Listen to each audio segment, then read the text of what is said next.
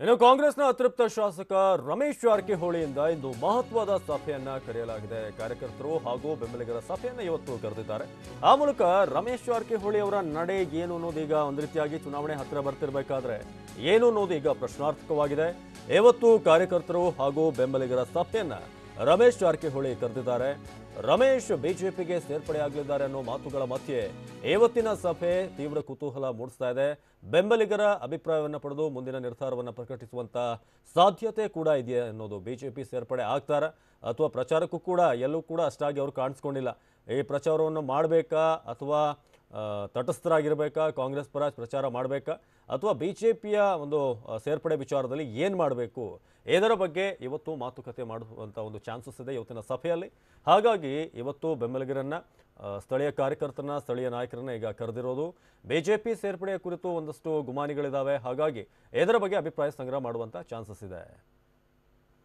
ಈ ಬಗ್ಗೆ ಸಹದೇವ್ ಹೆಚ್ಚಿನ ಮಾಹಿತಿಯನ್ನು ನೀಡ್ತಾರೆ. ಸಹದೇವ್, ಇದೀಗ ಇವತ್ತಿನ ಸಭೆ ಒಂದು ರೀತಿಯಾಗಿ ಬಿಜೆಪಿ ಸೇರ್ಪಡೆಯ ರೂಮರ್ ಇರೋದ್ರಿಂದ ಏನಿವತ್ತು ಸಭೆ ಅಂತ?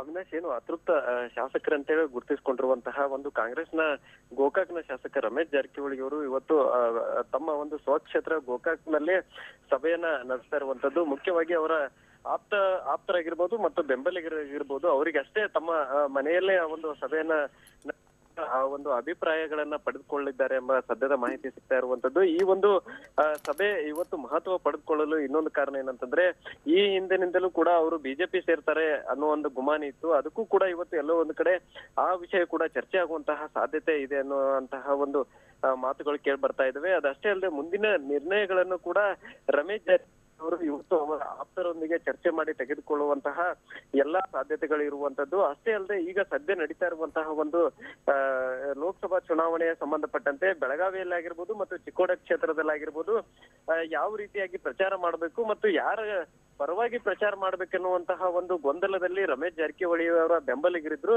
ಹೀಗಾಗಿ ಆ ಒಂದು ಗೊಂದಲವನ್ನ ಕೂಡ ಇವತ್ತು ಬಗೆಹರಿಸುವಂತಹ ಒಂದು ಚರ್ಚೆ ಆ ಒಂದು ಸಭೆಯಲ್ಲಿ ಆಗುವಂತದ್ದಿದೆ. ಆ ಒಂದು ಚರ್ಚೆಯಲ್ಲಿ ಇನ್ನೊಂದು ಮುಖ್ಯವಾಗಿ ಈ ಒಂದು ಸಭೆ ಏನು ಚುನಾವಣಾ ಪ್ರಚಾರಕ್ಕೆ ಸಂಬಂಧಪಟ್ಟಂತೆ ಯಾರ ಪರವಾಗಿ ಮಾಡ್ಬೇಕನ್ನುವುದು ಕೂಡ ಇವತ್ತು ತೀರ್ಮಾನಗೊಳ್ಳಲಿದೆ.